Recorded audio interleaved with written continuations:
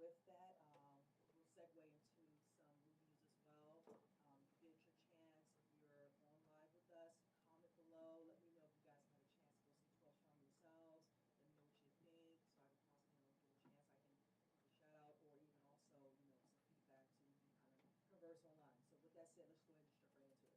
Now, with 12 Strong, it is directed by a very unknown director. I'm not familiar with his work. I did verify his information. He has not worked on anything else but a movie titled X-Men. Not familiar with that, but I will say this: he is backed by some good people, and it's basically a Jerry Bruckheimer movie. So kudos for that. So that lets you know he had a nice amount of producers to help get this actual play and directing this movie. He did an excellent job, I would say. I really enjoyed this movie. I had tried to decide between this and Den of Thieves. I will be honest with you. When I thought of Den of Thieves, the first thing I initially thought when I saw the trailer was something titled like Heat, Takers, and I've kind of seen it. It's kind of cliche. Now, granted, this is some sort of a military movie, but this is a little different because these are events that happen, true events that a lot of us did not know about, and that's kind of what intrigued me.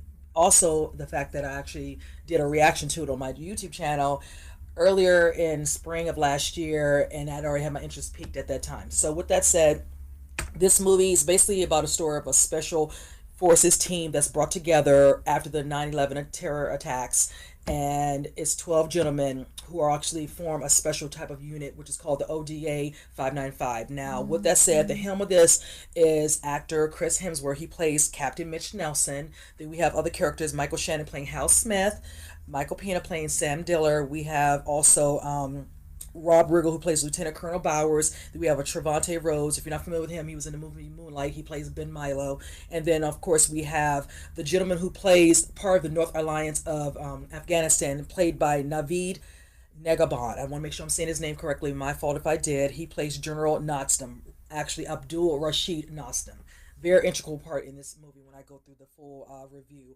And with that said, since they're playing true life characters based out of what happened during these true events, it takes on a bigger meeting. Now, when I went to the theater, I will tell you this as well. There were a lot of men in uniform, and it was actually nice and just refreshing. I actually sat beside a man who was a part of, who was in the special forces for over 30 years. He's an older gentleman, and he, just having a little chat with me, talking about how he's actually excited to see this, whichever, and all that. And I'll kind of let you know what that happened at the conclusion at the end of my review. So, with that said, the beginning of this kind of shows Captain Nelson, played by Chris, with his wife and his daughter, and they are in the midst of getting ready to take his daughter. He's so excited because he gets to take her, but then the daughter's like, "Daddy, look at the TV," and that's when he shows the part of the terrorist attack in New York City with the towers, and from there it shows him heading towards, his place over near kind of military forces, building where he's meeting up with the character Rob Riggle's character played by Lieutenant Colonel Powers, and they're having a discussion. Mind you, he was in charge of a team unit before, but he decided to take a step down, be more of an administrative area. So he has a strong feel and need to be a part of a team to go in to Afghanistan to deal with the Taliban. So with that said, he's kind of blocking him at every turn.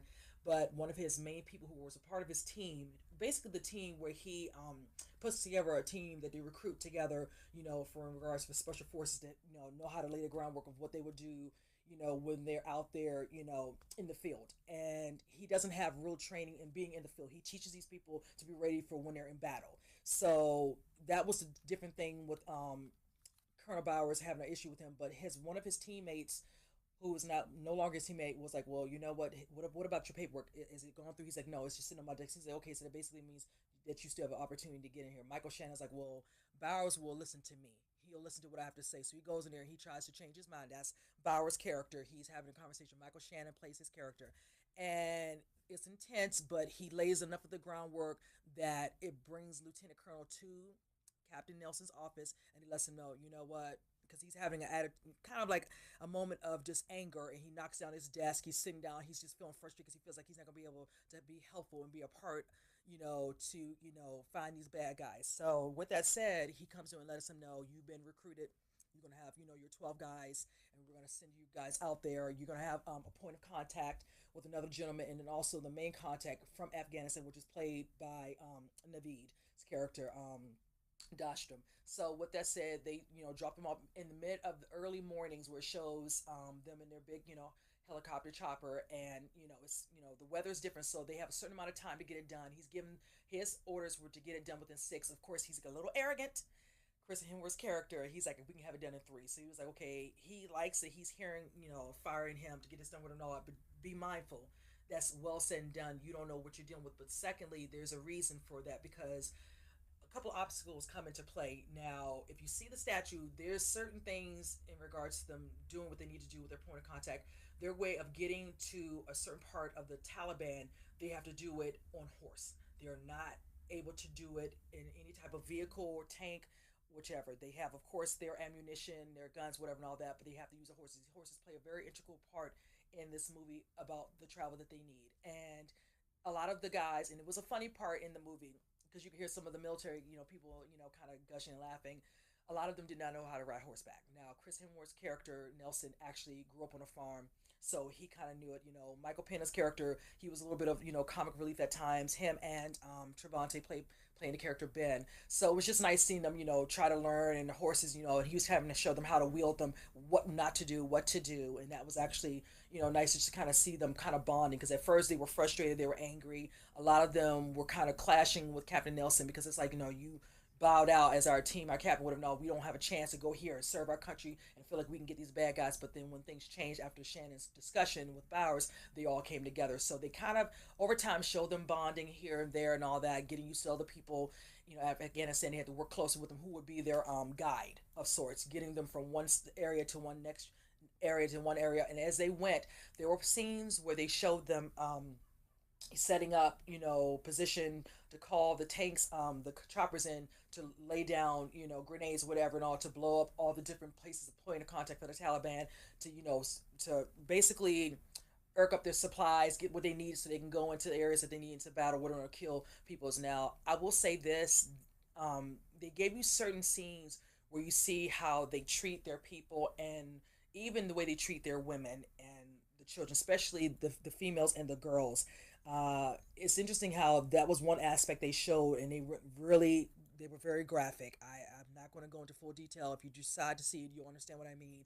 But it was a lot of quietness, a lot of people. This, because some of them probably have seen up close firsthand, and it was very true to those instances. They're not going to always show you the good stuff. They're showing you most of the bad on the side of how religiously how they are, and how they were with their own people. So it's, you got to have a good stomach for some of the scenes that come up. Now, I do like the parts of the movie where Chris Hemsworth and Naveed's character bond, and him understanding, okay, you need to work with me, because at first he didn't want to work with Chris. He gravitated to Michael Shannon's character more so, and he makes a statement through a scene where he's like, okay, Michael Shannon, he will point to him, he says he has killer eyes. Then Michael Pena's character, he has killer eyes. Then Ben Miles' character, and it's like, he says, yeah, I don't see killer. He says, well, you take me to the Taliban, and I'll show you. And he's like, okay, kind of, like a little arrogant, but he's just like, right, he didn't doesn't see it. So they have their back and forth, where they're trying to see who's one up on being in control of the situation. Even though Naveed is helping them, they need they're like, you have down here, but we have the sky, meaning we're helping you. You're working with America. You need to work with us, whatever, and all that. Show us, give us the guide with the map. Where are we going, whatever, and all that. Don't be quick to be ahead. And sometimes he tried to test the words with him, but there's a scene where he sits him down. He explains to him how he feels so strongly about this, because they kept having a scene where he was telling him, okay, you have your people that you have to speak to, that are above you. The only person Naveed states to him that I have to actually adhere to is God. And in some ways, that's kind of how some of them feel in their country, and that's how he sees him as an American, as this military man. Yeah, you have your orders, you have your marching orders, you have someone to ask you, just can't just do it. And he tries to go off book in regards to what they need to do, and they actually have to towards the end of the movie, because his boss back at the main camp decides to bring in another team because they feel like they're not getting there fast enough. There's a scene where you will see where Rumsfeld's like, okay, what's going on, what are you all doing, Donald Rumsfeld, and he's just like, okay, send them this back, like, you're not understanding. We're using horses, we don't have tanks and systems, a little different. And it shows, of course, the scene of Rumsfeld saying this, live, whatever, during that time, probably during news coverage. All the reporters around, and he's reading from verbatim what Captain Nelson is giving back to them to relay and discussion of why it's taking us a little time.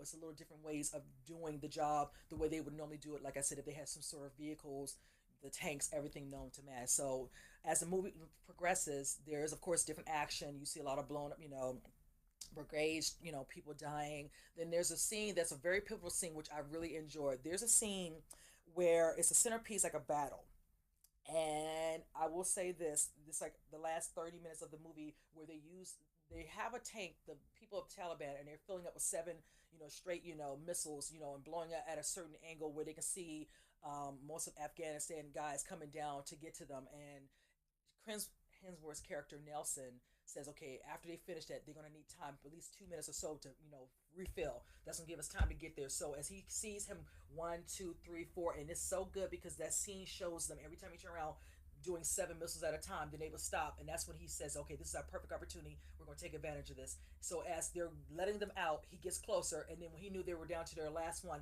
they start to charge. That scene lasted, I'd say, about maybe 5 or so minutes. Good music with the scene, them going through the people and shooting as they're going so they don't get, caught. Michael Shannon's character does get hurt. Some of them try to give themselves up, but then that was kind of a decoy. You have a bomber in the mist, so some things happen. He does get injured, but the rest of the guys who are on the horseback, they charge, they're doing their thing, and they get the upper hand. Naveed decides to come in because at first he's disgusted because when he hears that they're going to bring in another person from the South Side Alliance, he was upset because it takes away from what he's trying to do.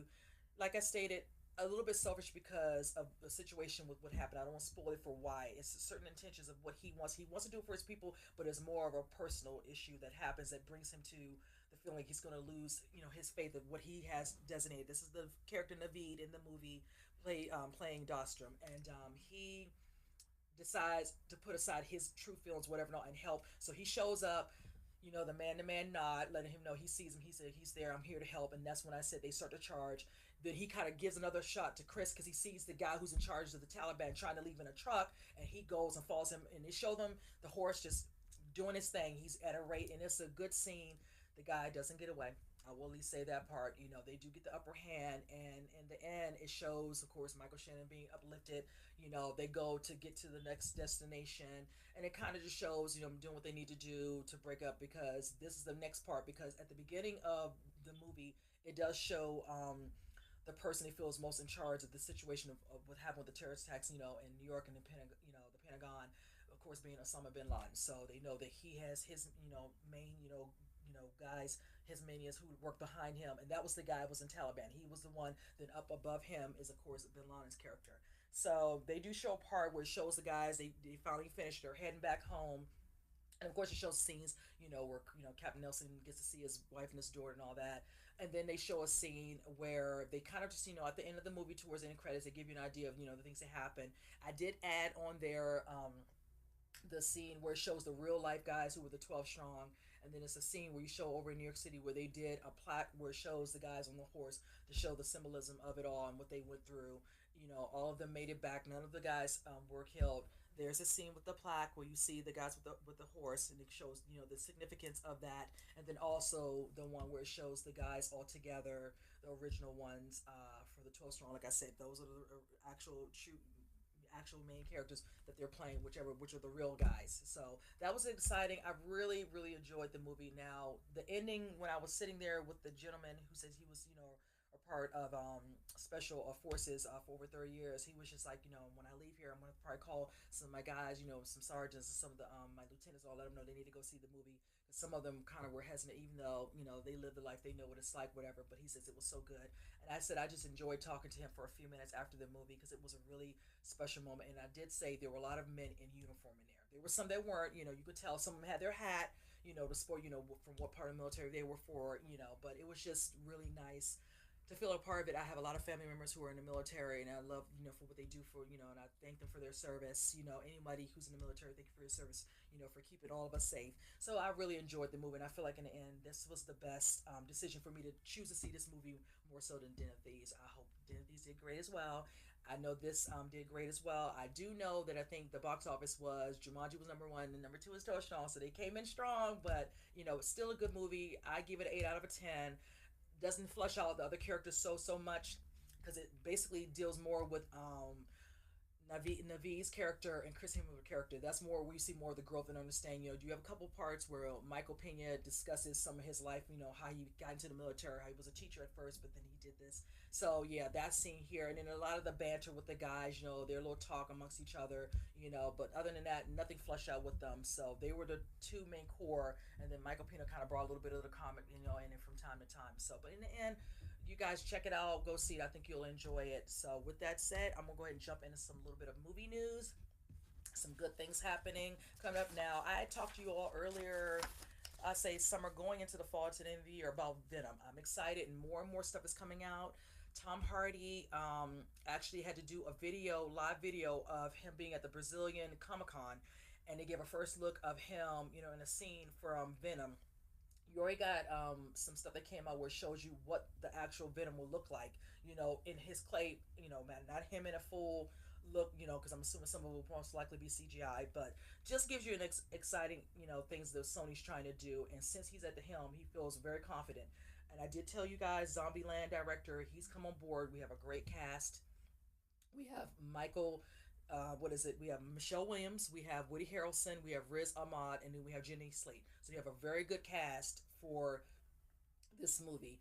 Now, the way Sony's trying to do this, they want to base their movies around more like the anti-heroes and more of the villains for the Spider-Man universe, so to speak. So this one will be, this is going to show, and this is going to have to be the film that's going to test the waters to see if that's doable. A lot of people don't have so much faith in Sony at times, whatever, with certain movies and all. I'm actually excited for this. At first, I was hesitant, but when I found out Tom Hardy was a part of it, I got excited again. And the little that they give is almost like every time you come out, it's a small tease, and I actually like that because they're not giving anything away. There's many things that we have all seen, watch, where they constantly show so much, they put too much out there, things get leaked.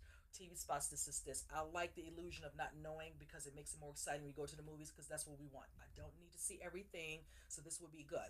So with that said, the photo is a first look, like I said, of him as Eddie Brock. Now, I said back in the past that I liked Topher Grace when he did Spider-Man #3 with Tobey Maguire. I actually enjoyed him doing that. So this is totally different from that. This is going to be a little bit more darker, and that's fine. And that's fine with me because Tom Hardy does play a lot of characters where they're very dark and bleak. So this is right up his alley. So that, with that said, just wanted to kind of throw that out there. And now, if I'm not mistaken, that's coming out October of this year. So I have a long way to wait. Plus, this is one of my most anticipated movies of the year. So I'm actually looking forward to this. Hating to have to wait to the end of the year, but it is what it is. But the hype will probably be real. Plus, this should be something they showcase for the teaser or whatever, or maybe the official trailer by the time Comic Con comes. If I'm not mistaken, is that August? Yes. So when Comic Con comes out, we should definitely have something. If they show anything before, I just pray it's a teaser. But when the actual Comic Con, we get a full trailer, and then that's when it's just going to be all bets off, and I'm going to be looking forward to that. So with that said, that's at now other comic stuff coming out. There's some dates that have been switched around for some of the movies coming out. One particular one for 018 and a couple of them in 019. Now they had slated for Deadpool to come out in June 1st, but it's been pushed up to May. What is it? May 18th. 2 weeks before, I mean, 2 weeks after, excuse me, because May 4th is when Avengers Infinity War will be coming out. So, talk about competition. So, it is what it is. We all love a good movie, and it's nothing wrong with good competition. Everybody's going to go see Avengers. Everybody is excited to see Deadpool. So, that should be fun. Now, the other movies I want to state, and let me make sure I'm getting this right, is the New Mutants movie starring Anya Taylor-Joy. That's been slated to come out April 13th, but now it's going to be February of 2019. Then Gambit, that was kind of up in the air because from what they're stating, it was supposed to come out February of 2019, but now it's been pushed to June. There's some stuff that's gotten out where now the director has actually stepped down. So now it looks like the same director I thought was going to be a part of it is no longer with it. I don't know what's going on with this movie. It's just, I know Channing Tatum's still a part of it. I really wish they would get their act together with this because this has been in the making for a couple of years. We thought with a budget of 155 million, it would be doing its thing, but clearly not. I don't know what to think. So we'll have to see. I'm going to keep tabs because I'm curious to see because the one that they had listed to do this movie, Gore Verbinski, he's no longer going to do it. So I'm curious to see because that was a good director, and I'm just not happy about what they're doing with that. So Channing must have real excited, must feel very confident. So hopefully that'll turn the tide and something might get better because right now it's not looking good. So With that said, I think last week I told you guys I did DC and DC, and one of the panels was the many shades of heroism. And one of the people on the panel was John Ridley. Now he discussed with them because they were there to talk about a lot of different comic books being a little bit more diverse. And with that said, one of the questions of one of the moderators, he wanted to ask him about the stuff he had coming up, but he wouldn't discuss it. And a lot of us in the theater were kind of bummed, but now I can discuss a little bit of it. He's now announced he's working on a comic book miniseries from 12 Years a Slave, from him. And with that said, let me kind of just give, a little synopsis on this. He's teaming up with DC Comics for a literary miniseries, The Order History of DC Universe. It's going to stem around a couple of the different type of characters for comic books, mostly Green Lantern and Vixen. I'm actually excited about that. And with that said, he says he's very impressed with DC's commitment to making their history as irreverent and urgent as it's engaging and entertaining for all its many fans. Really feels that the characters in this series are heroes who have earned their seat at the table. Now, when he discusses them, he does say he will, if I'm not mistaken, I wanted to note that he says he wants to just go more outside of them being in their costumes, fighting crime or fighting whomever, whatever. He wants to get the behind the scenes, feel of the person who is playing Green Lantern or whatever. So you'll get to understand them more outside of them, dressed, to do, to fight. So I'm actually looking forward to that because that's going to take a different turn on these particular, comic book characters, and that's actually it's exciting. I really wish you just discuss it during DC and DC, but that's fine. Sometimes you have to leave a little illusion and then get a little bit more hype, and then it comes out, whichever. So, with that said, I'm looking forward to hearing more about this. The more it comes out for his miniseries and what it's going to be called, I will keep you guys informed with that because this is something I'm actually looking forward to. This is actually getting me excited to consider start getting comic books. I never was a comic reader, don't fault me for that, but I said a person can change and decide to grow and get those. I have a couple in mind that I'll just start getting and buying and then, slowly build up, my, love and, my, amount of books, comic books I actually want to buy. So, with that said, speaking of horror, now that we have in the process now, ever since it came out and it was done very well, a lot of people are feeling a little bit excited more so with upcoming movies that are coming for horror. Now we have probably in March we have of course The Strangers Pray at Night, but then we also have Jamie Lee Curtis and John Carpenter who have come back to do the new Halloween. Now Jason Blum, who's a part of Blumhouse Productions, he's actually had a good year last year, and I can say this because he was a part of Split and Get Out, and they did phenomenal. They're in my top five of 2017 films I loved. So I'm very happy with what he's trying to do. He wants to do a reboot of Friday the 13th. I'm excited at the premise because they tried to do the reboot when they did it back in I want to say 08 or 09, and it was starring Jared Padalecki from Supernatural fame. It was okay. I didn't mind it. So very Friday the 13th, cliche, whatever, certain things and all that, horror factor and all that was good.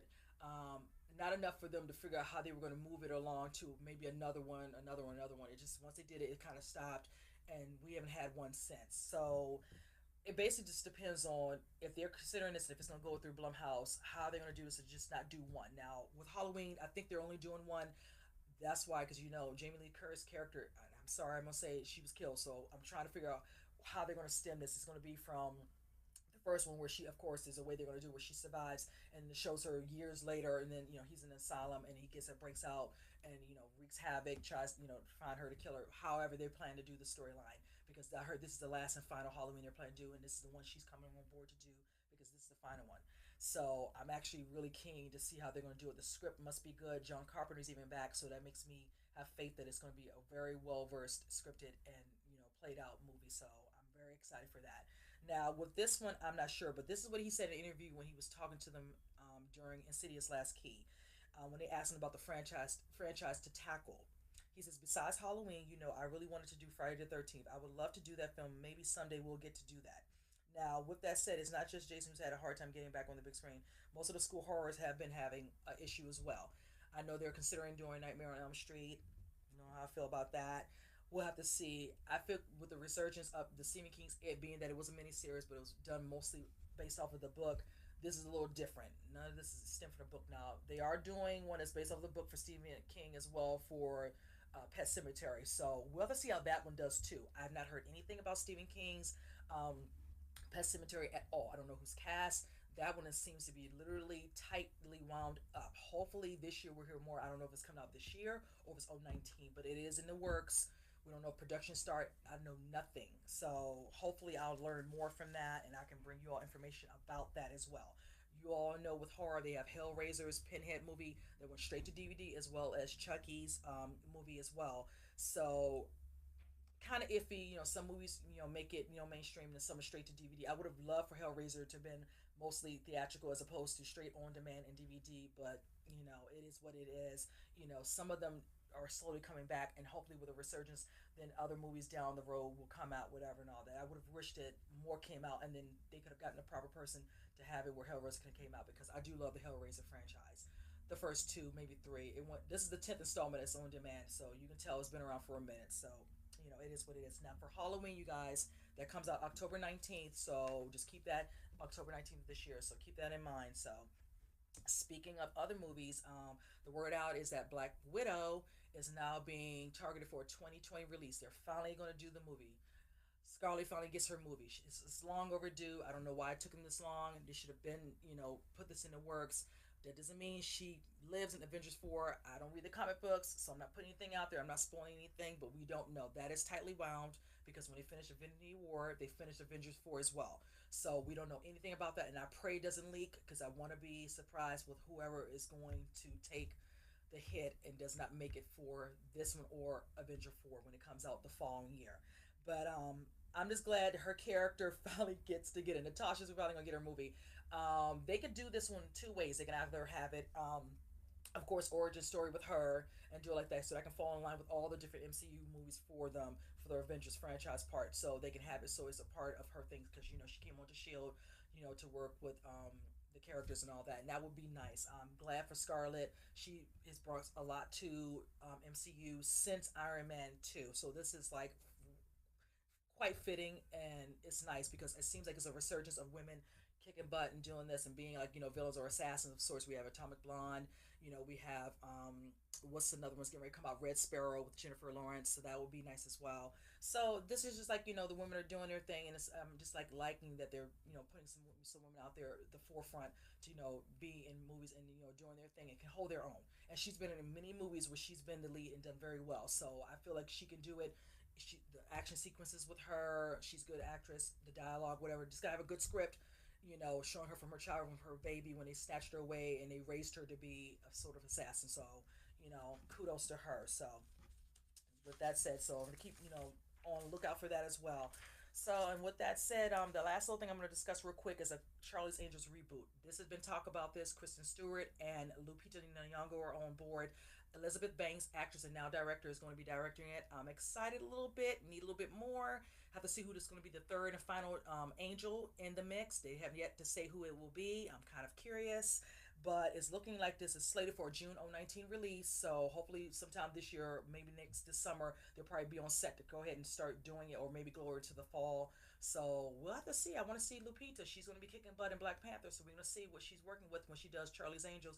And I really want to see what Kristen Stewart's going to do because I don't know her to be the fighting type, even though she was in the different movies for the franchise she was in, like Breaking Dawn for those movies, the vampire and the wolves. So I can't remember Twilight, excuse me. So, but with that said, you guys, comment. Let me know what you guys think of some of the things I discussed for movies you're looking forward to. A reboot for Friday the 13th. How you feel about Halloween coming out? What you think about Black Widow? And then the comic book information with the diversity. So, but with that said, you guys, I hope you all enjoyed my review on 12 Strong. Please go check it out. I think you will enjoy the movie. And it's just something good. And it's good to take your kids, let them see, and have a better understanding of, the specifics and the understanding of what happened with the terrorist attack and how this, benefit of how we're trying to do things, in our communities, in our country, to come together, as people, and, what we can do when we come together with our military, and just a great thing all around. Like I always say, you guys, we have our WBGR app. Definitely download that. Keep in contact with us. Comment, share. We have many things, segments all throughout the week. We look forward to hearing from you guys. And with that said, I will see you next week on Real Takes. You guys take care.